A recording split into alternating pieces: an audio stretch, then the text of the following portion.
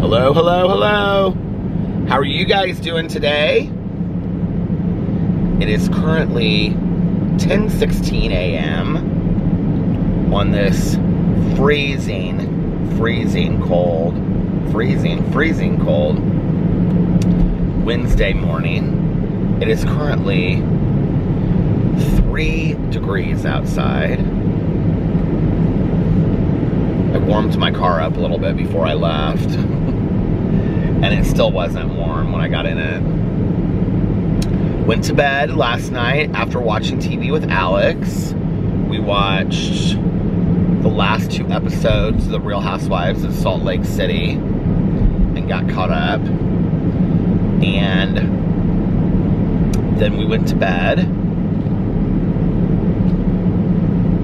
I'm really liking this going to bed early thing and getting a full night's sleep.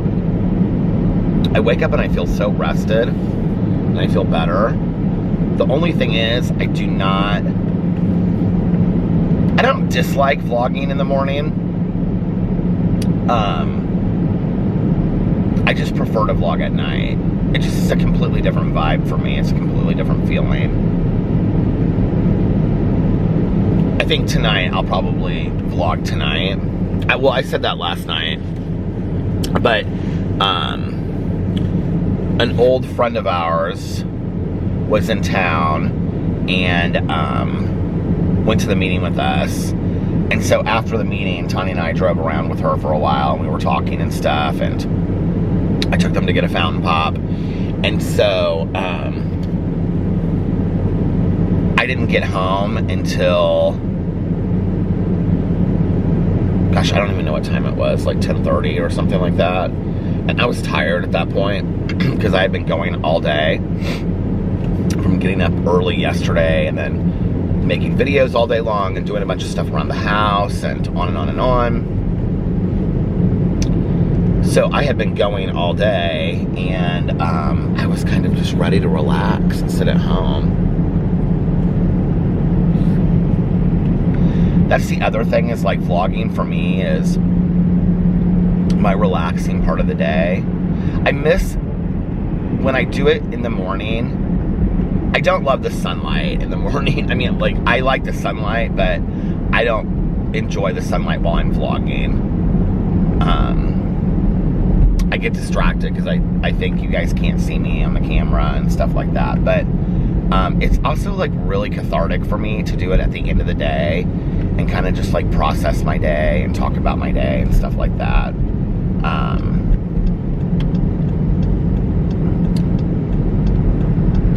But I do like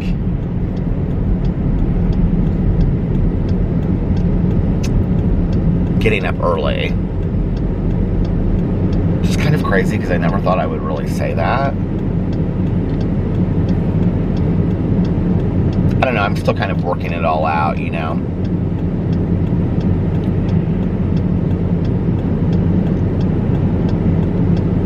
And I also like, you know, sitting there and watching TV with Alex for a few hours before we go to bed. So, you know, like last night we watched TV right up until about 1 o'clock, and then we went to bed. If we hadn't done that and we had just watched one show, I could have gone and vlogged at like 11:30 and then you know, vlogged for an hour and then come home. The other thing is that I'm not listening to audiobooks because I usually do that late at night, and it's now been 2 nights of me not listening, 2 days and 2 nights of me not listening to anything. And I'm really behind on the books that I wanted to listen to. I mean, I'm getting to the end of the month and I haven't listened to any of the book club books. So that's what I'm going to be focused on this weekend.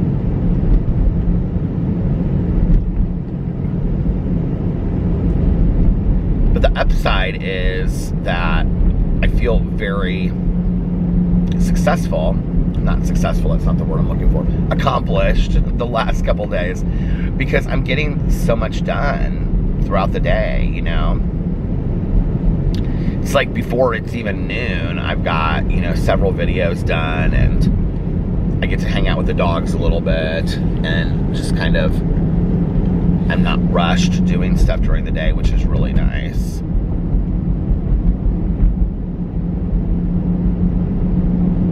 I think the other thing is, like, if Alex goes out to dinner with a girlfriend or something, that is like an opportunity at that time for me to go vlog at like 7 or 8 o'clock, because, you know, often I'll just be like sitting there just kind of like hanging out. And I think to myself, oh, I should probably go vlog, and I don't. So I'll figure it all out. And I'm not going to stop the nighttime vlogs. I mean, I'm still going to do that a couple nights a week.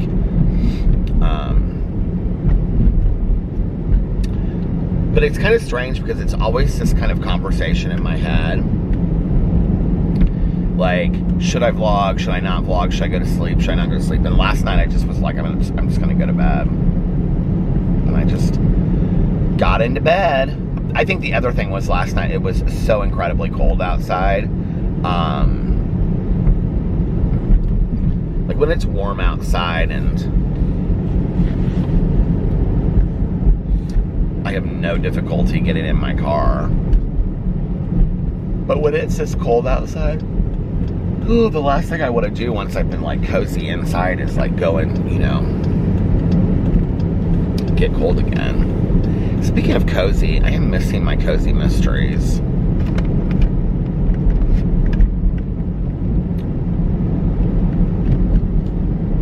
Yesterday was a great day. I vlogged. And then I did a video for Peter Does Stuff. While I also I filmed it at 2 different points. I went to the Goodwill and Fisher's, and then I went to this place that I used to go when I was in high school to go thrift store shopping. And then on the way, I stopped at Popeyes and did a review of the macaroni and cheese there. And then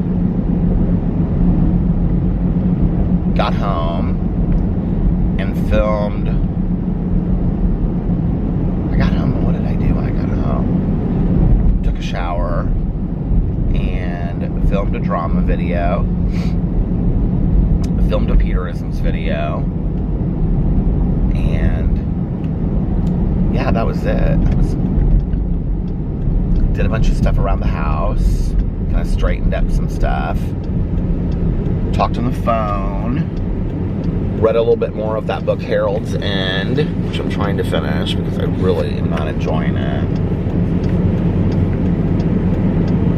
I don't really know how to explain it. It's this bizarre book, and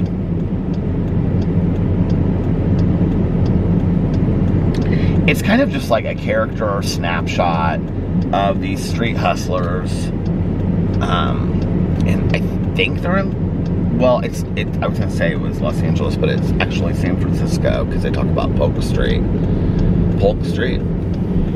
And it's just kind of like this character development of all of them, and they all have these pets.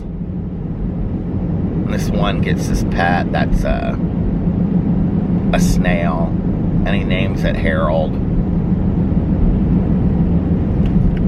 I'm assuming the snail's going to die or something, which is why the book is called Harold's End. I don't know. It got a little bit more interesting yesterday when I was reading it. But do you ever like read a book or you like watch a show and you're not really like in the mood to watch it at that time?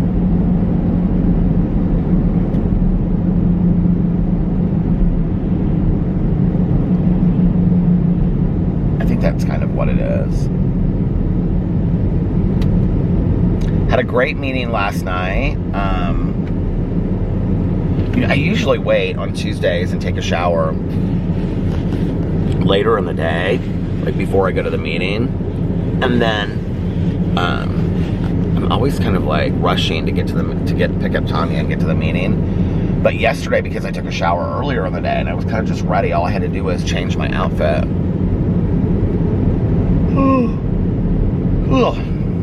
I was like so relaxed going and getting her and everything. I wasn't in any kind of rush. So went and picked her and our friend up. We went to the meeting. Had a great meeting last night. It was funny because I even said this in the meeting. It was funny because I, was watching that show, Single Drunk Girl or Single Drunk Female or whatever it's called, Single Drunk Girl, I think it's called. That's so good. And then yesterday, I think it was yesterday, I titled my vlog Early Recovery. Was that yesterday? I think it was. And I talked a lot about early recovery and stuff. And then yesterday in the meeting, it was on steps 1, 2, and 3 in early recovery, the topic. And I was like, I wonder what my higher power in the universe is telling me right now, that like why I'm thinking a lot about early recovery. Because it's like boom, boom, boom, boom.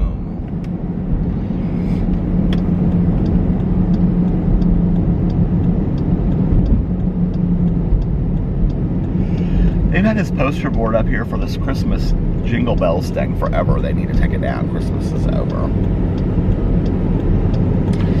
Tanya still has her Christmas tree up and her red and green lights outside and her reindeer in her yard. I said, Tanya, it's almost February. She goes, I know. She goes, take it down for me. I said, no. I said, that's for you to do.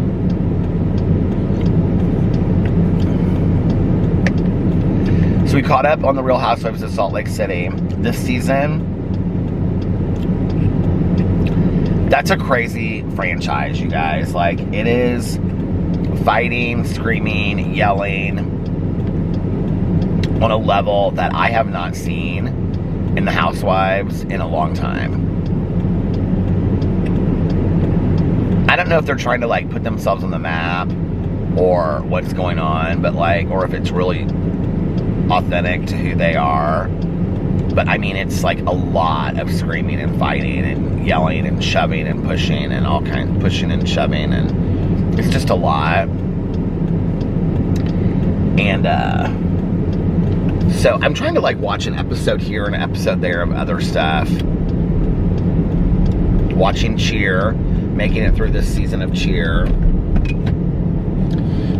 I feel like I've had so many people tell me to watch Euphoria. And so many people have asked me my opinion about Euphoria. They're like, watch Euphoria and let us know your opinion. Apparently there's some stuff to do about addiction and recovery on there. I don't really know anybody in my personal... Like, Alex hasn't watched it. Tanya hasn't watched it. I think Tanya watched that, like, first episode last season or something that had to do with recovery because she wanted to see what it was about. Well, she said it was good. But I don't think she's watched Thank you. The rest of the show. Sneeze again. So, but I've had so many people that have told me to watch that show. It doesn't look like anything that I guess it's not futuristic, but it looks kind of futuristic to me or something. I don't know. I haven't seen anything about it where I'm like, oh yeah, like I really want to watch that show.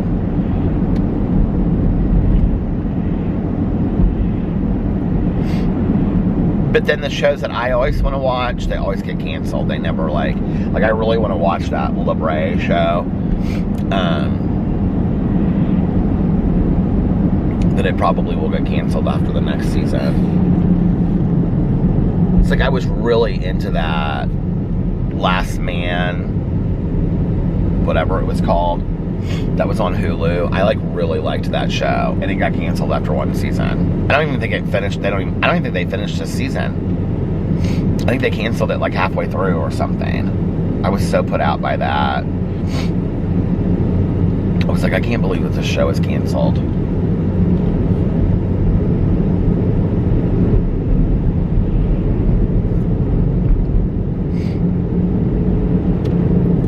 I stopped watching Manifest on Netflix because, or whatever I was watching it on, because they canceled it. But then they picked it up again for another season. And then, like, they're gonna finish it, like, do a last season and finish it up with a movie or something. I don't know. But then there was talk of, like, that happening with Last Man, whatever. I used to watch that show, Last Man on Earth, too, that comedy. I loved that show. I loved that show. I thought it was so well done. I thought it was so funny. There's been a couple shows in the last couple years that I've actually, like, watched all the way through, which is kind of surprising. Like The Good Place. We were talking to our friend last night. We were talking about TV shows, and she was like, yeah, I just recently started, like, watching Grey's Anatomy.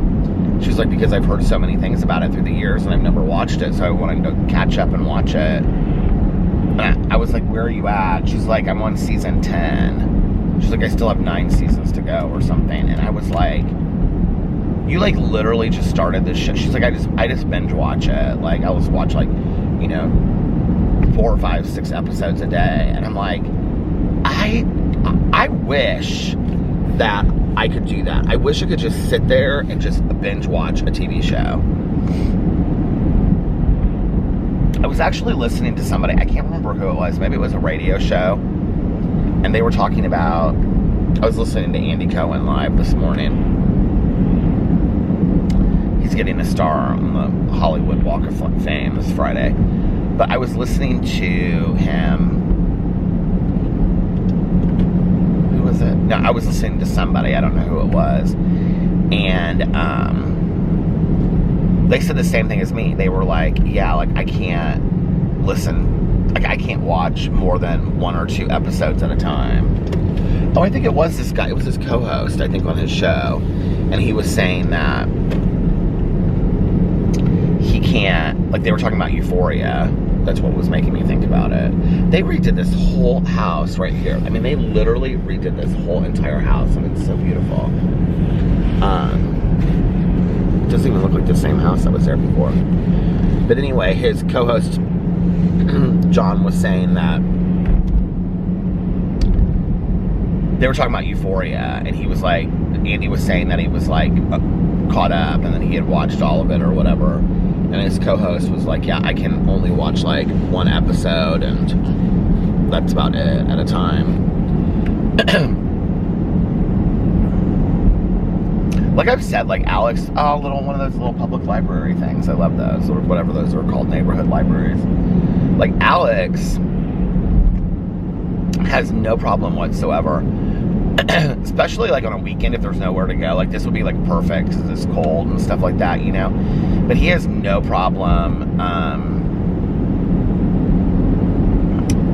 like, binge watching a show, and always kind of has been able to do that. I haven't been able to do that. You know, he'll, like, DVR all these shows and then catch up on them on the weekends. This weekend, on Friday, we are going out to dinner with Alex and myself, Melissa and Jason, Alex's brother Carlos and Liliana, and then another couple that is friends with Jason and Melissa. And we are going to Latin night downtown at this club on Friday night. Jason got a section, and then we're going to dinner first at this Mexican restaurant downtown called Nada. I'm really excited about it. I think it'll be fun.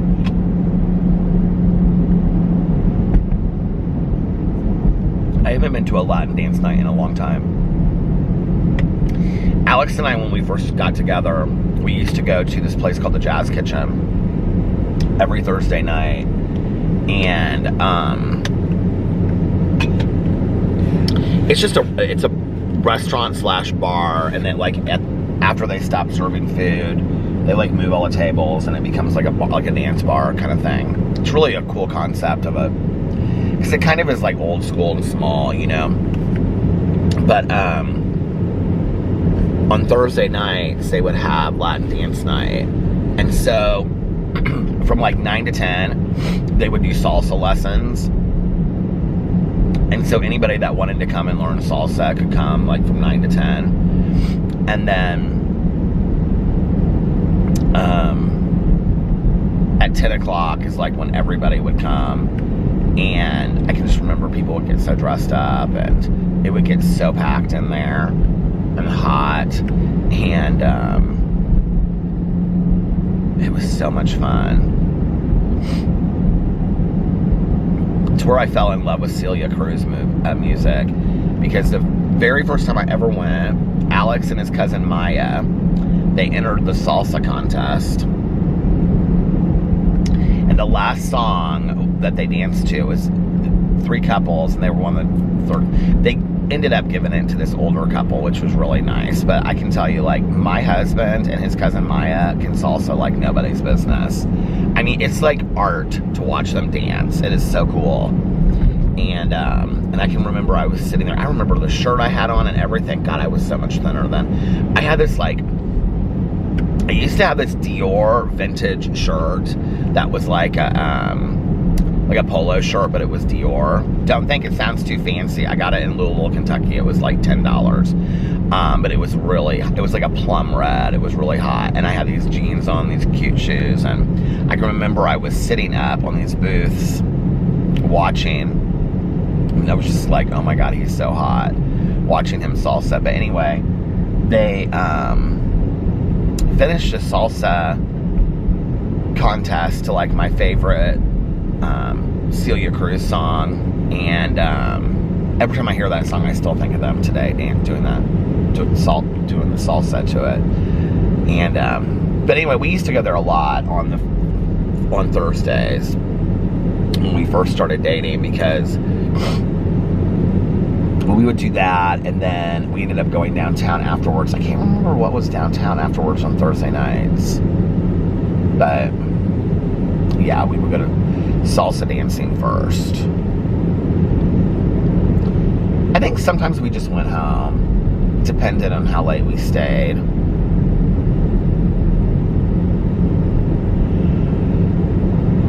I'm driving through Broad Ripple now, which I drive through a lot when I vlog, but back in the day we used to come out here a lot too. We would go to Land Sharks a lot. We had friends that owned that bar. And then we would go to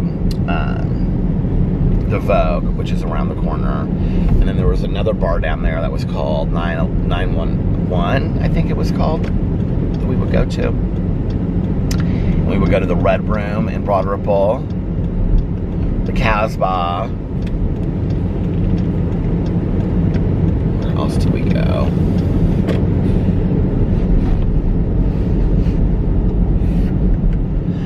I do not miss going out as much as we used to go out. Like, I miss it a little bit, just because it was just fun going out and stuff, you know.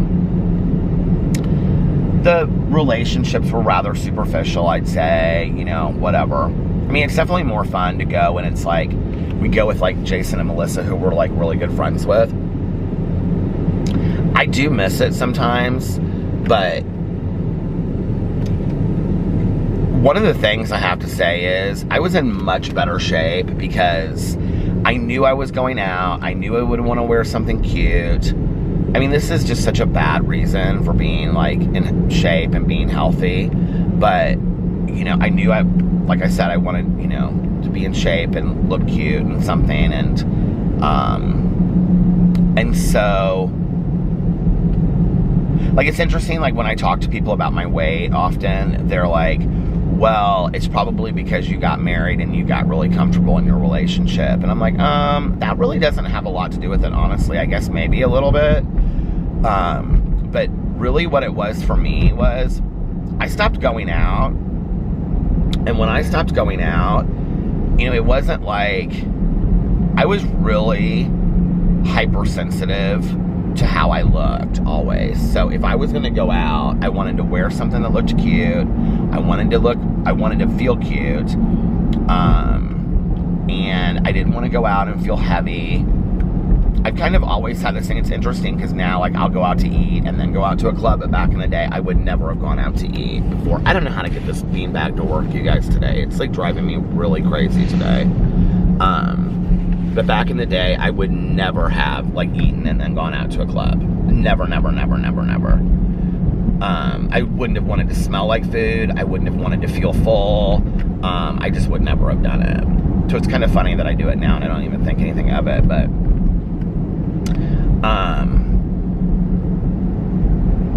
I guess this is kind of just a weird conversation, but oh well, this is what I'm thinking of. And so yeah, like when I was going out, I was in shape and I was sent, and you know, honestly, even then, and I was probably, no lie, I mean, when Alex and I started dating, I was 175 pounds, 180 pounds, and now I'm over 250. So, I mean, 70 to 80 pounds thinner than I am now. And really what it was for me was, it was interesting because somebody commented on my video the other day that I did about Amberlynn Reed, and they said, coming from the person that's gained 200 pounds since she's been on YouTube, I actually haven't.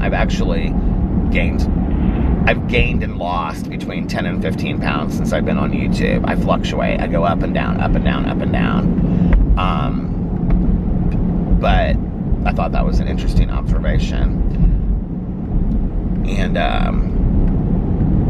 when I gained the weight was actually when I went back to going to meetings, because I wasn't going out anymore. And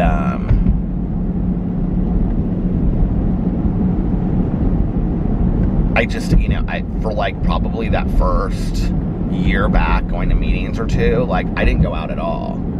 That was a huge part of it. The other part of it was that, you know, I was hanging out with all new people, and like, you know, my one friend, she and I would go to like lunch every day after meetings and go eat at, you know, get bagel sandwiches at this Apple bagel place in Noblesville, or, you know, Jim Dandy or wherever, you know, like she and I would, when she didn't have her kids on the weekends or whatever, you know, she and I would go to a meeting, and then we would go to,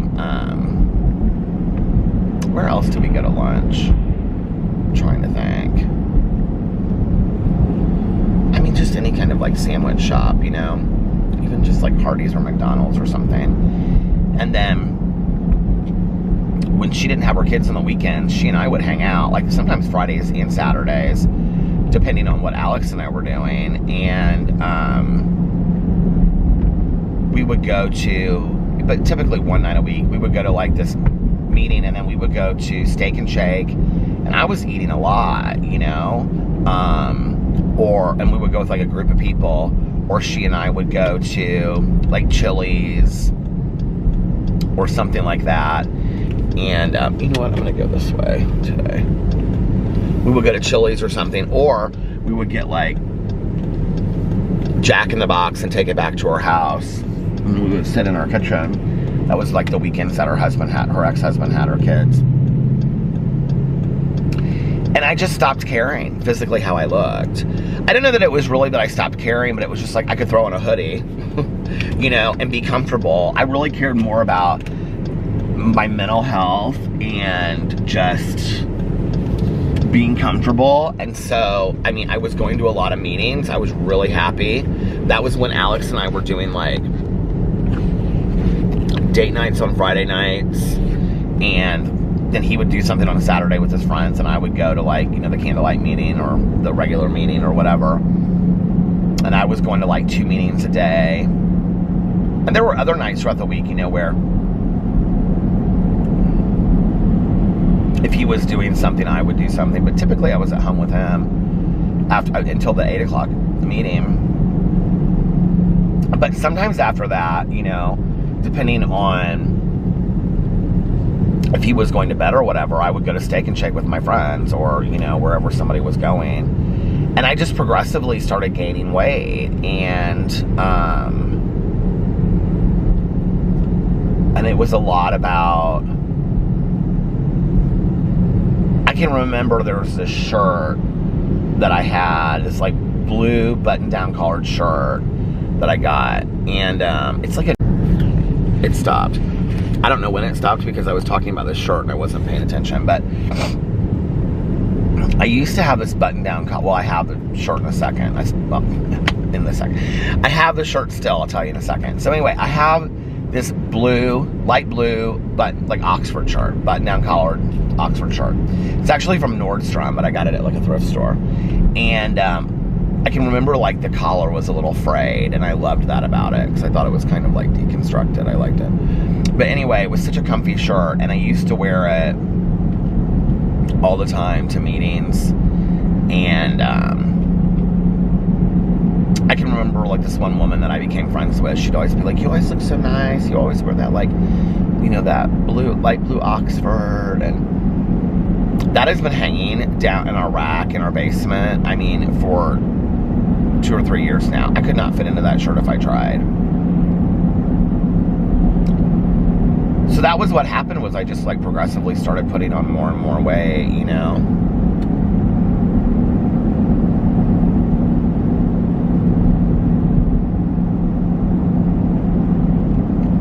I'm not happy because of it.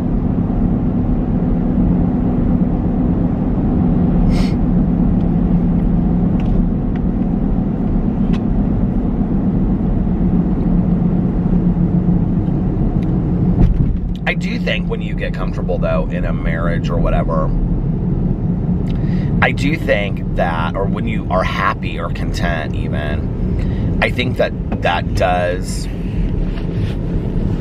kind of add to a little bit of it. You know, like, I would definitely say that my husband and I, that, like, I was going to say one of our love languages is food. I mean, we definitely love to eat. I mean, he just said, this morning before he was leaving for work, he was like, we haven't been to Cheesecake Factory in a while. And I was like, I know. He was like, we should go tonight. And I was like, oh, we're going to dinner on Friday. You know, I'm constantly thinking about that stuff. So, but we might. We'll see. Now it's kind of starting to sound good.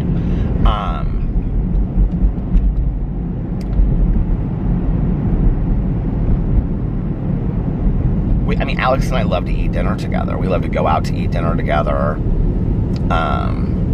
It's not so much for me like getting food and just like, you know, sitting at home, although that's kind of fun for me sometimes too with my husband.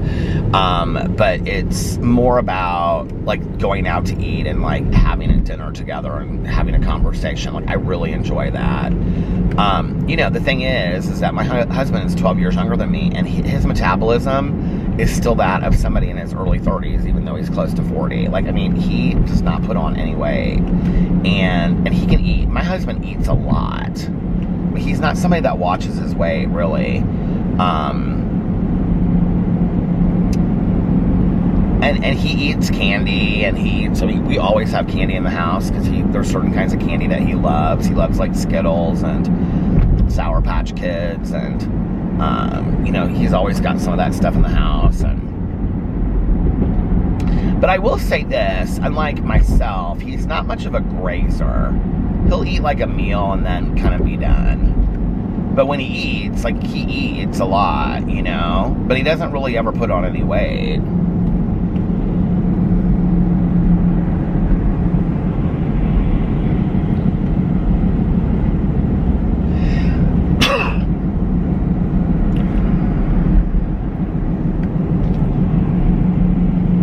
Thank you to those of you. Thank you to those of you that said bless you. Thank you.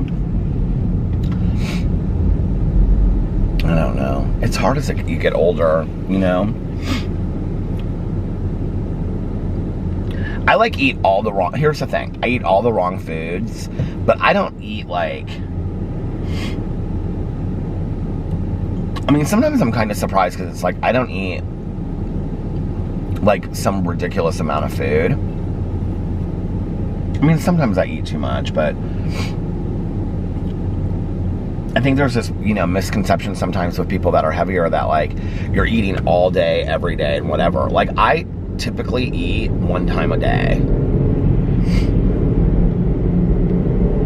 You know, and even when I eat, I don't eat healthy stuff. I can't even, I don't know why I'm talking about this. It never serves me well when I do. I don't feel better about it, and it's just kind of like either do something about it or shut up at this point, right? You guys, I have gone through the entire box of Mott's coffee. It's all either been drank or it's in the drawer. Well, I have 2 boxes of Mott's coffees. I have just the regular Mott's, that is like just regular flavors, and then I have this one that's the holiday, so I'm trying to make it through all the holiday coffees. So I've gone through all of the holiday coffees.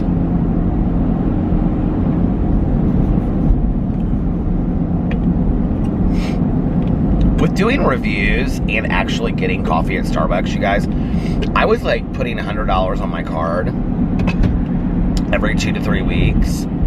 And I have not put any money on my card, on my Starbucks card, since November 1st. I just think it's crazy. And it's not even really about that, honestly. I mean, it is nice to be saving that money, but honestly, it's also about the ease of making coffee in the Keurig. Although, I have to tell you, while I'm sitting here bragging about how much money I'm saving in the Keurig, I think that I need a new Keurig. It's not that I need a new filter, because I replaced the filter a while ago, or cleaned out the filter a while ago. It's that I think I need a new Keurig, because it's making this noise when I make coffee now. I mean, I'm making a lot of coffee. I make probably 3 to 4. Well, it depends on if Alex drinks coffee. So 4 to 6 cups of coffee a day in the Keurig. And a cup of tea or 2. Like last night I had a cup of Sleepy Time tea. So, I mean, I'm using it a lot. I mean, not a lot compared to, I'm not sure if it's in like a business office or something, but I'm still, you know, using it a lot. It's making this sound now, like when it's making coffee, it's like, it's like real weird sound. And I'm like, what's going on with this coffee maker? Like, so I don't know if I need a new one or if it's just dying slowly or what's going on with it. She's not doing good though. But I'm not really invested in getting another one right now, even though I love it so much. I'll just kind of wait until it doesn't work anymore, and then if I have to, I'll go buy another one. I've also realized this about the Keurig. You know, they have all these fancy Keurigs, and the last one I bought was like the ice maker Keurig and all that kind of, or iced coffee Keurig. I need a plain, this is what I need. I need a plain Keurig with a big tank. That's all I need. I don't need a Keurig that does a bunch of fancy stuff, because I'm not going to use all that fancy stuff anyway. Now, my sponsor, she uses all of that stuff, like to make the coffee foams and all that. She loves doing all that kind of stuff, but I don't use it. I just want a cup of coffee. So I just need a plain Keurig that has a big water tank on it, because I don't want to refill the water tank I am refilling the water tank like every half a day now. I feel like I fill it like twice a day. Which, I mean, whatever. It's not like that's the end of the world. But I just don't love filling it, because do you guys find this with your Keurig, that when you put even if you're very careful with it, if you put the tank back on the coffee maker, it still leaks? What is that about? Can somebody explain that to me? Like, it doesn't leak the whole time. Like, mine's not broken. It's just when I put the tank back on the machine. And then I'm, like, trying to dry it off. And it's just, like, and then the water starts splashing everywhere. And it's, like... These are real problems that I have in my life. Do you hear?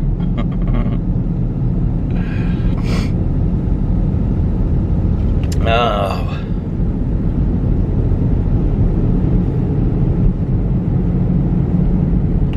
I'm not really sure what I'm going to do today.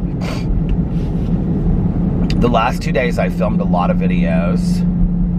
I don't really have anything going on besides filming videos today. I'll probably try to do a Starbucks review after I get off here vlogging, or get done vlogging. I'll probably do some kind of Starbucks review maybe.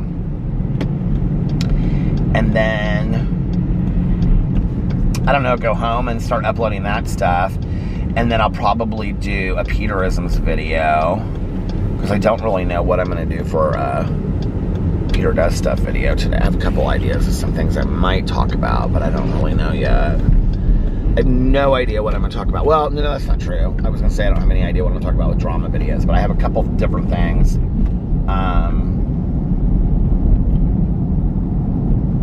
So it's just kind of picking and choosing or putting those things together. And then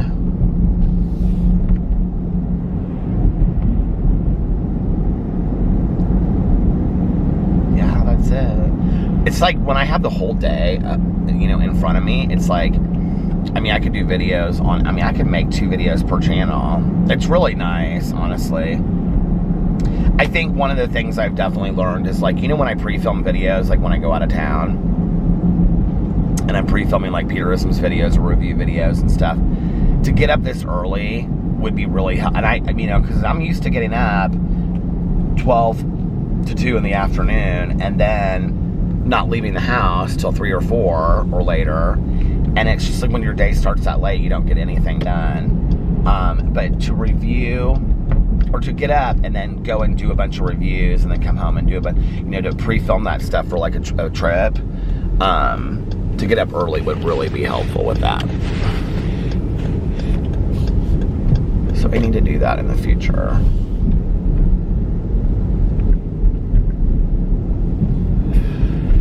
Alex was like, I said, I kind of like this getting up early thing. And he was like, you mean like normal people? I said, no, like you, like that's your schedule. There's other people that have different schedules. My schedule's different. He just started laughing. Everybody says that to me though. They're like, you don't really have that normal of a schedule. I'm like, normal for you. It's not normal for me. It's different. But I do like getting up earlier because I get a lot more done. Yesterday, I was not that, like, I was tired after the meeting and stuff like that, but I wasn't, like, exhausted going to the meeting. There was a period there where I was, like, just kind of sitting in front of my computer. I actually put this on my Instagram. I just remembered that. And I was, like, I wasn't, like, exhausted, but I was, like, I could take a nap right now. But I also was not excited about going out into the cold. And, like, if Tanya had called and said, hey, I think I'm just going to stay in tonight, I would have been completely fine with that. But I just was not wanting to go back out in the cold, or go out in the cold. And so, like, I think I put something on my Instagram about it. It was just like, it's freezing.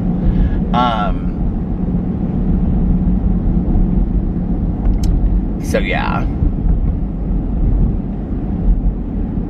But I did, and I'm glad I did.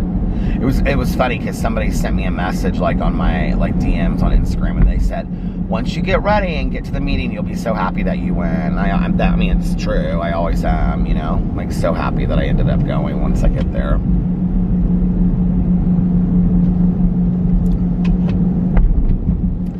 It is interesting, though, that in the winter, I mean, like, like I was saying this the other night, like, a lot of my friends or a lot of people that I know at the meeting, they go to Florida or Arizona for the cold months. But even then, it's still like there aren't a lot of people there. Like, this year seems like really, like, our meetings are really small this year. Maybe I just don't remember. I don't know.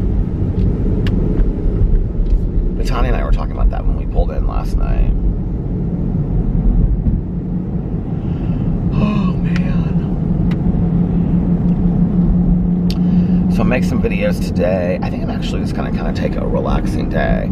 Maybe I'll watch the first episode of Euphoria and another episode of Cheer.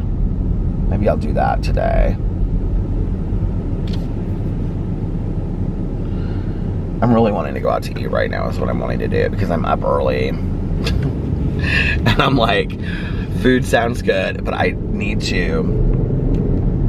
I'm like, I know Alex will later be like, are you sure you don't want to go to Cheesecake Factory? And then I'll be like, let's go to Cheesecake Factory because I want to go. So we'll go to Cheesecake Factory, and then I'll be like, he asked me though, he was like, why don't we go to Cheesecake Factory much anymore? I'm like, you can't get a table. You cannot get a table at Cheesecake Factory. The last couple times that we've been there, it's been like minimum of 45-minute wait. And that's not like on a Saturday at 7 o'clock. That's on like, you know, a Wednesday or a Thursday at like 8 o'clock. That's the other thing, is they don't take like tables after a certain time. So it's been like really hard to get in there. And so we ended up, the last time Alex and I went to Brew Burger, which I love, honestly, because you can get those Impossible Burgers there on any kind of burger. But we went to Brew Burger instead, and the time before that we went to Maggiano's, so I was completely fine, because I love Brew Burger and I love Maggiano's. Alex is not a Brew Burger fan. He doesn't hate it, but he doesn't love it. But he does like Maggiano's.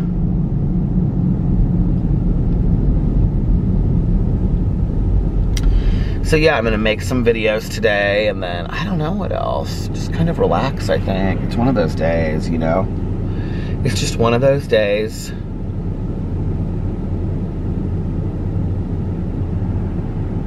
I don't know why I'm thinking this, but I'm like looking out here at these barren trees, you know, and it's like, I wonder what my mom did all day. Like, our house was always like, when I was growing up, we never had like a housekeeper, we never had anybody clean our house. My dad and my stepmom did, but my mom never did. And I can remember my mom would always say, I don't know, I mean, she would always say, I would love to have somebody that would clean the house, but she'd say, why would I do that when I can do it myself? And what is this woman doing? She's like panicking here with this dog. The dog was like running for the street on the leash, and she wasn't pulling it back. This little dog.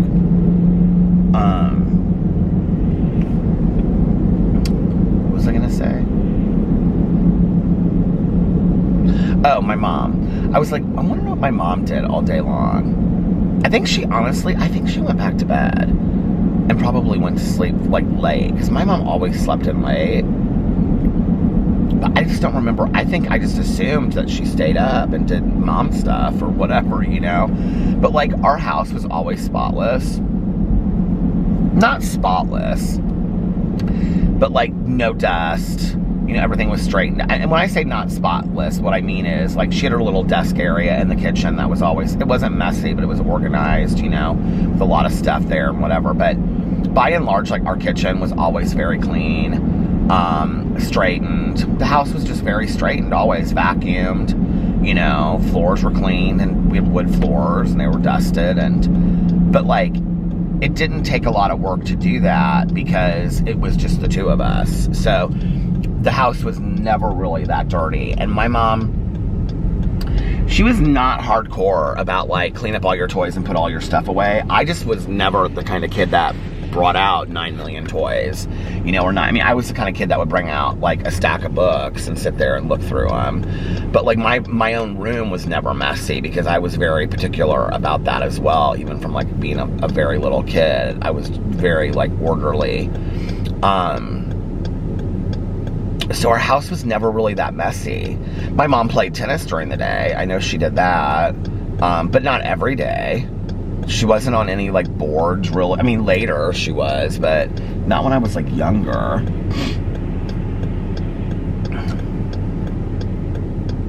She did do this like women's league thing, but I don't think like, that's kind of where the joke of the women's league came up. But and also because my aunt was president of junior league here in Indianapolis. But I don't think like that was something that she did. I don't even know. It was called Latrian. I don't know how often she did that stuff. I don't really know what my mom did during the day. Isn't that crazy? When I got older, she worked. But she didn't work like the entire time I was in elementary school. She didn't work. That was like, I think that was even in the divorce decree.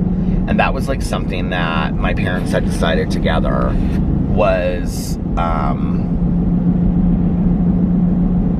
I think it's so interesting, you know, that my parents made all these very, like, calculated decisions about my education, like they wanted me in the same school system for 12 years so I would have consistency. They wanted my mom to be a stay-at-home mom. Like, that was something that they really thought out, and since they had that opportunity, they were like, this is what we want her to be, a stay-at-home mom, and all this kind of stuff, at least until, I think it was like 6th or 7th grade, I can't remember. All these different things, and then, you know, it's kind of sad, I think, that they thought all of that was going to protect me against all of this negativity that was going to come my way in my life, and it's like it didn't, you know, because the bullying and all of that stuff was still there, and I still experienced all of that. It's sad. I think it shows that as a parent, you can just do the best that you can do, and, you know, the rest is up to society and faith. And I am a believer, and I know that a lot of people don't like this phrase, but I do believe that it takes a village to raise a child, you know, because it's not just the parents, and the parents can't just drop the kids off at the school and assume that the teachers are going to do everything, you know, or the administrators or coaches or whatever. I mean, I think it takes all of us caring, you know, and even yet there are those that, like, fall through the cracks, like me. I mean, I definitely was somebody that fell through the cracks, or just was like a,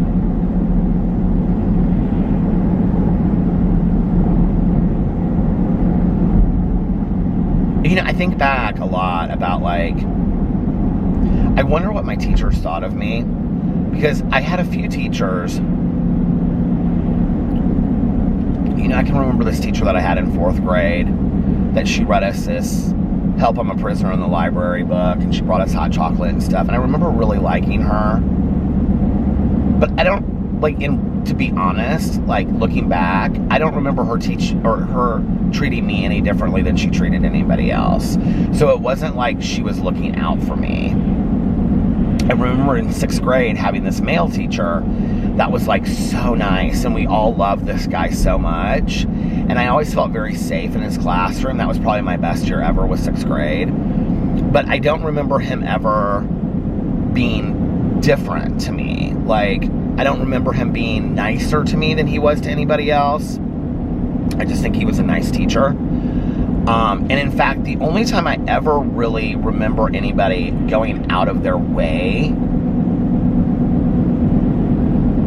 to even acknowledge anything that I was going through in a positive way, I took negatively. And that was this French teacher. She has since passed away, and I had her for French, I think 1 year or 2 years. 1 year. She was fantastic. And the incident that happened in my book, the bullying incident that happened in the French class, is almost exactly what happened that day in that class. And I mean, she, like, kind of apologized to me. She didn't really know what to say, and she just kind of, like, shook her head like, I'm sorry. And it was just like, you know, like, you're the teacher, do something about it. But, you know, I look back on that, and at least she acknowledged it. Like, at least she acted like she saw what had happened. You know, when I would have teachers that literally just turned a blind eye because they just didn't want to be part of it. They didn't want to engage in it. They didn't, what is going on up here? There's, like, this huge smoke cloud coming from somewhere in Noblesville. But they just wouldn't acknowledge it. They just would act like it was nothing, you know?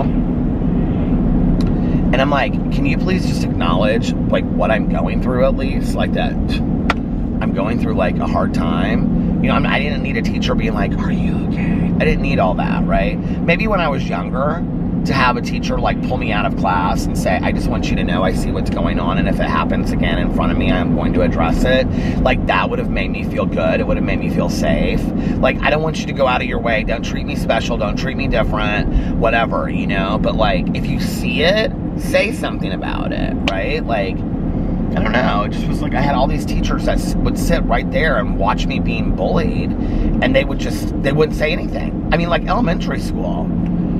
I can remember stuff that happened and teachers would just look at it and some of them would look at me with this attitude. Like, I mean, I think back now, like I have friends of mine that are, you know, grown women that are teachers, and I think back about being that woman and like, you know, that they looked at me with this attitude of toughen up, and I'm in 3rd grade or something, you know? And now I look at my nephew who's in 3rd grade and I think he seems like such a small kid, and I'm like, toughen up? What does that even mean, you know? I mean, I had the dean of my high school say that to me and question me over what was I starting and, you know, all this kind of crap. And I thought, yeah, why don't we look at the situation here? You have a gay kid that's being bullied, and you think I'm starting it, that I'm antagonizing it? What do you think I'm doing, you know?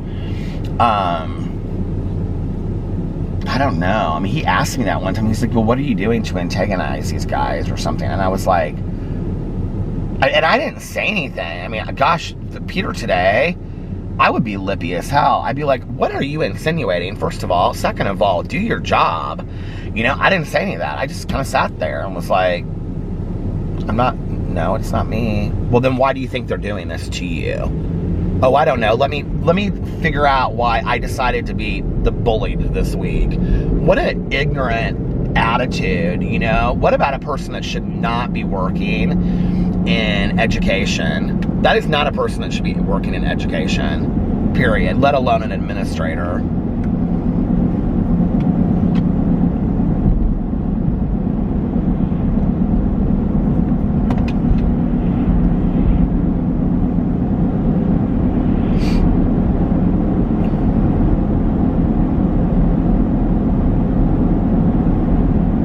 But you know, it's easy for me to get on here now at 49 and say, I mean, I get heated talking about it. I think I get heated because I'm still protective of that kid, you know, that went through that.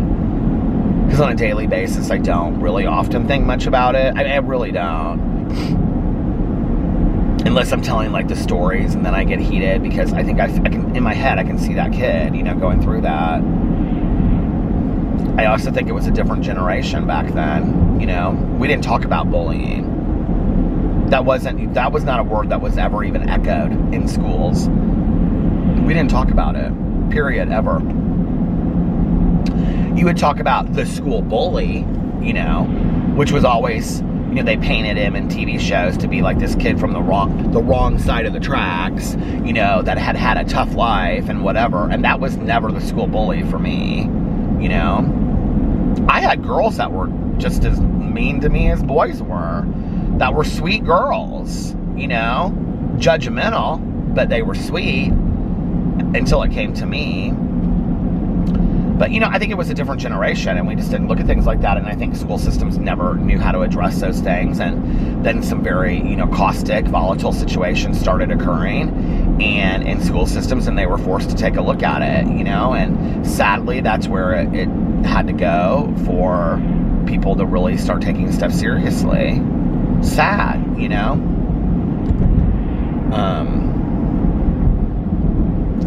But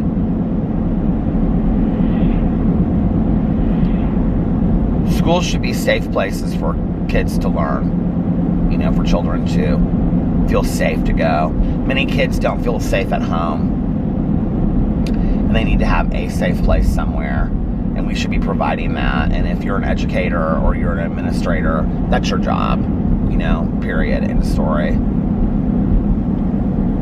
And if you don't think it is, then you're probably in the wrong field, honestly. And I do feel passionately about that as somebody that used to work with educating teachers, you know.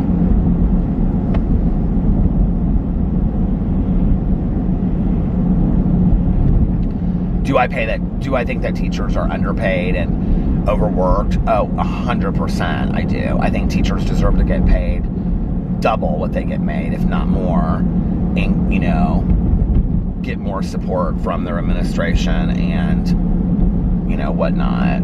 But I don't think that's going to happen.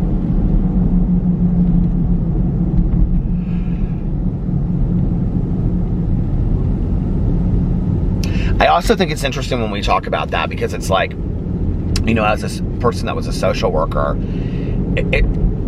if I were to talk about like the salary of social workers, I think we know that in the United States, the salary of social workers, the majority of social workers, unless you're in management positions, you know, and even then, or whatnot, you know, or is, you know, really, if you work for any kind of like case management, you know, organization, treatment facility, anything like that, your salary is pretty piss poor. And I haven't said that in a while, that word, but it's the truth. And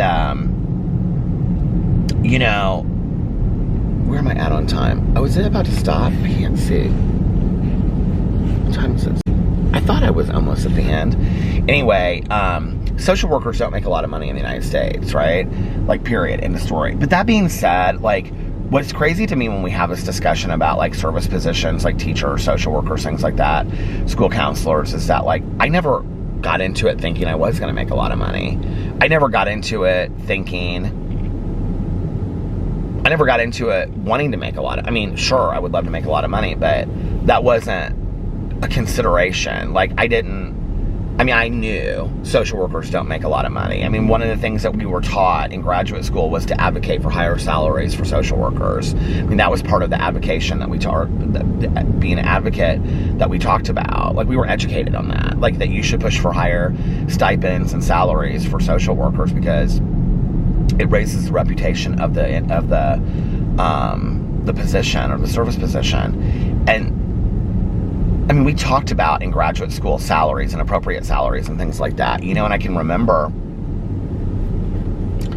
getting out of my master's program and thinking, and this was in 1999, May of 1999. I know, because I just looked at my diploma yesterday. So in May of 1999, I can remember being offered $32,000 and thinking that was really good money. Salary, $32,000. That means 40 plus hours a week. And when you work in a treatment facility, that could be 50 hours that you're getting paid. You're getting paid overtime. You're not getting paid double overtime. You're working your holidays. You don't, like, if 5 o'clock comes and it's time to clock out and there's something going on, you're staying till 8 o'clock. You know, there were many, many weeks, many days that it was like that. There were days that I, you know, got to clock out right on time. But when you work in education or you're working at any kind of organization like that, I mean, you're a salaried employee that you don't just get to, you know, walk out. I mean, if there's something going on, you have to deal with it. We used to talk about how there were certain days that you were overpaid and there were certain days that you were underpaid. You know, I mean, that's how we looked at it, that some days we didn't do a whole lot and there were other days that was like, just from the moment that you walked in the door, it was just like crazy town, right? But I never once ever talked to anybody that was a social worker, that whether they were a bachelor's degree level social worker or a master's level social worker, I never talked to anybody that said they got into it to make money.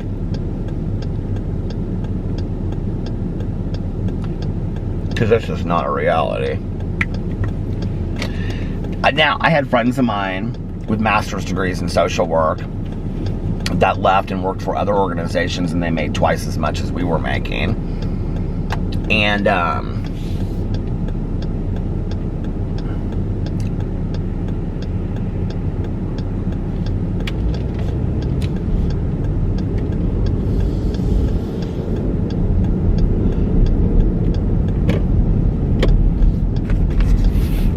have I ever talked about I'm like, have I ever talked about this before on video? Because I talk about it openly with other people, but like, by the time that I left the treatment facility that I worked in, because I would advocate for salary raises based on what we were doing and cost of living increases and things like that. When I left working in treatment, when I resigned, I was the highest paid counselor they had in that office, I was the highest paid counselor that they had in that facility. I was told that by HR and my supervisor. I was the highest paid counselor. And if I told you what I made in 2008 as the highest paid counselor, I think think that you guys would be like, what?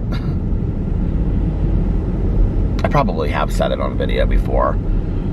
I don't even know why I'm apprehensive about saying it now. I don't know why. But I mean, like, with a master's degree and 13 years experience to be making, you know, what I was making, it's just like, I look back on that and I think, you know, but like I said, it was never about the money. It was about the respect, I think. And that was it. You know, I've had that conversation with my sponsor a lot through the years. That, you know, when you talk to people about, like, money, or is it really, like, are you asking about money, or are you asking about respect? Like, those are two completely different things that you're asking for, right? Like, and I think it was always, for me, for respect. Because, like I say, like, the money doesn't matter, but then I said that I constantly ask for raises.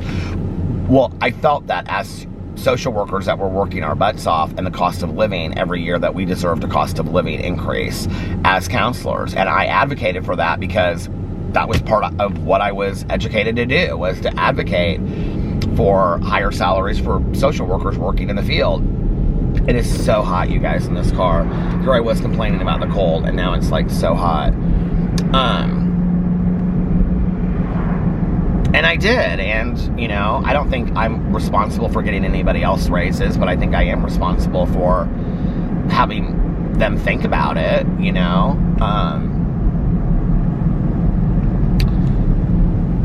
So, I always also think it's very interesting when you work in work environments where they have this don't talk to each other about your salary kind of attitude. And they don't want that, you know, because there's always that one person that's making so much less. And I can remember, I don't remember how it happened. It didn't initiate with me. I always kind of knew I was making more money because when the person that before me that had my position left to go on maternity leave, and I took her position over, she told me what she was making, and she told me what to ask for, because she didn't, at that time, she didn't have a master's degree. She was, like, working on it. So she told me what to ask for with a master's degree. Because, you know, like, in social worker education, you get, like, well, in education, it's like a master's degree plus 5 years, you make this. A master's degree plus 10 years, you make this. They used to do it that way. I don't know if they do that anymore. But anyway, and then, like, each thing you do extra, like coaching or whatever, you get, like, you can get extra money for all of that stuff. So she told me what to ask for, and I can remember talking to somebody else, and I was making like $5,000 more than they were a year, and they had been there for a lot longer than I had. And I can remember somebody that I worked with never asked for raises and never got them. Because one day we were talking about it, and I was like, and they said something about they hadn't gotten a raise in like 8 years. And I was like, have you asked? And they were like, no. And I was like, why don't you ask? I don't know. I think you have to advocate for yourself for those kinds of things. I have no idea what the going rate is for a master's level social worker today. I can tell you when I graduated from college, it was between 30 and 35. And that was a going rate for a social worker. I have no idea what it is today.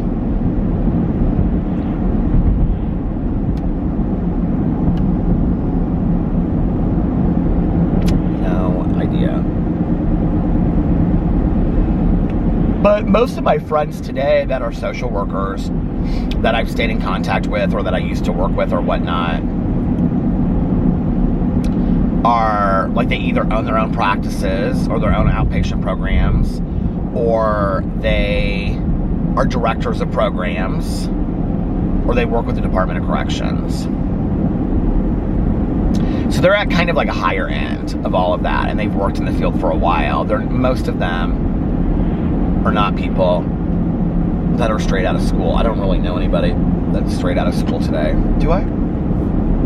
No, I don't. Actually, we were talking about a friend of mine last night, and she's probably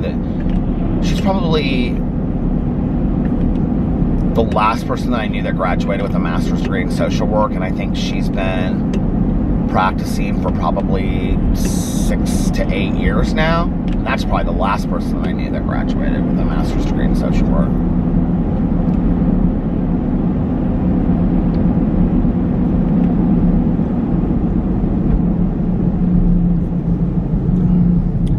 The reason I bring all that up is because it's interesting to me with like teachers. Like, I feel bad for teachers if they don't make the money that they deserve. I really do think that they deserve so much more money. But is that what you got in it for?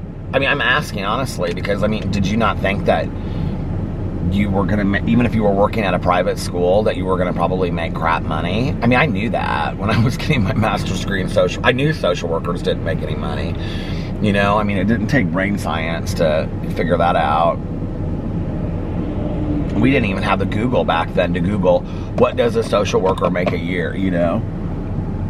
It's always interesting when I read those salary marks, though, because I did do that later, I remember, and it would be like, they would say something like 60 to 80, and I'd be like, now, I have a few friends of mine with many years of experience that are making 60 working in an organization or plus, but who is being hired on first year MSW at 80?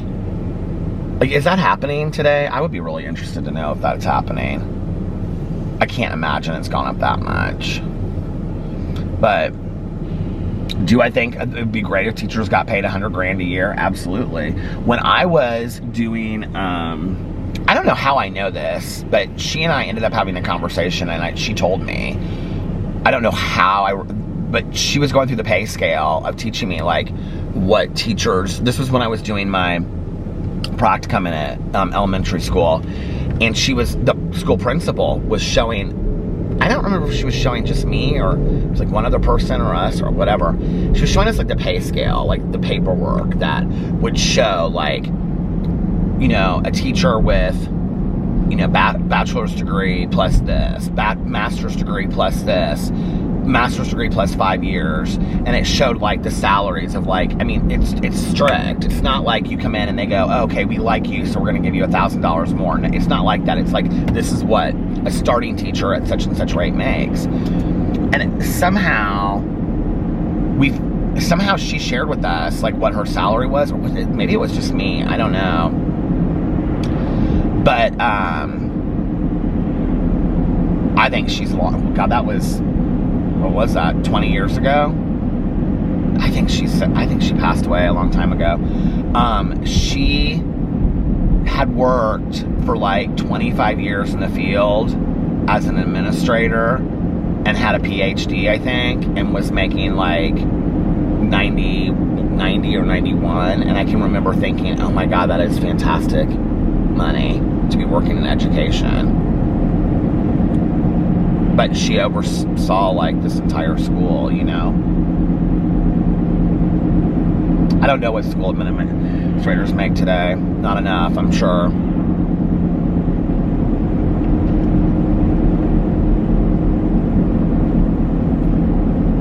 You would think that we would want to pay.